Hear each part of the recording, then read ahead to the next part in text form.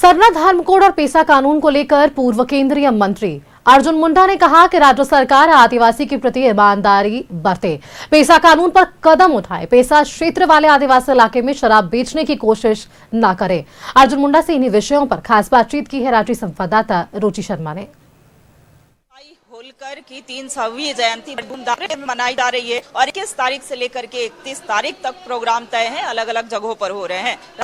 तो भव्य कार्यक्रम का आयोजन यहाँ पर भी किया गया है, जिसमें कई पूर्व केंद्रीय मंत्री अभी हमारे साथ हैं।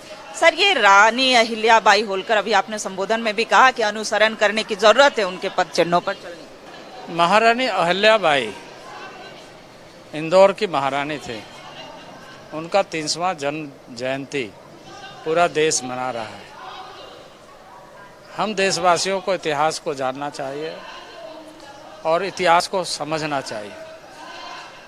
इसी दृष्टिकोण से यह कार्यक्रम पूरे देश भर में चल रहा है कि किस तरीके से अहिल्याबाई ने अपने महारानी काल में उन्होंने देश भर में अपनी मान्यताओं को, परंपराओं को, शिक्षा को और शालीनता को महत्व देकर आगे बढ़ाया और पुनरुद्धार करने का काम किया।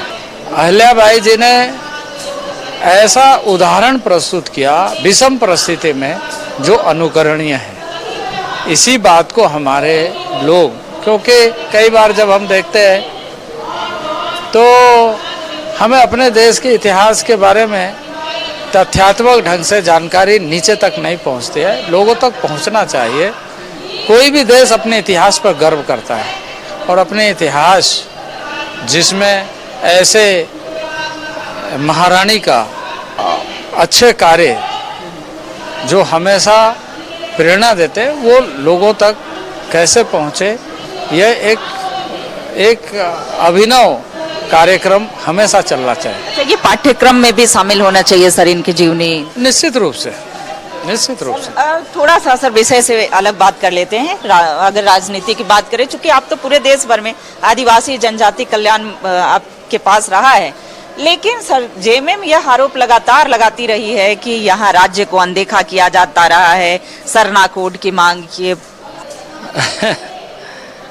देखिए, ऐसा है कि जब जनजातीय बात करें तो ईमानदारी होना चाहिए, ईमानदारी से बात करना चाहिए सबको। अन्यथा मुझे लगता है कि एक तरीके से हम कुछ चीज़ें उपलब्ध तो कर लेंगे, पर बहुत चीज़ें हम लूज कर जाएंगे। मैं यही सुझाव देता हूँ इस समय के सरकार को कि इन सारी बातों का ध्यान रखें। पेसा एक्ट पर क्या ये रखते हैं?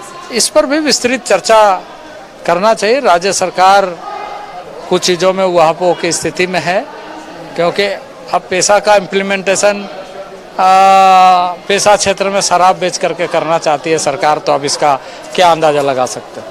बिल्कुल, तो देखिए पेसा एक्ट को लेकर के भी सरकार की मंशा स्पष्ट होनी चाहिए। और खासकर अगर झारखंड बीजेपी की बात करें तो झारखंड बीजेपी सरकार को ही कह रही है कि पेसा पर सरकार अपना स्टैंड क्लियर करे। और कैमरामैन संजय के साथ रुचि शर्मा, न्यूज़ 11 भारत, रांची।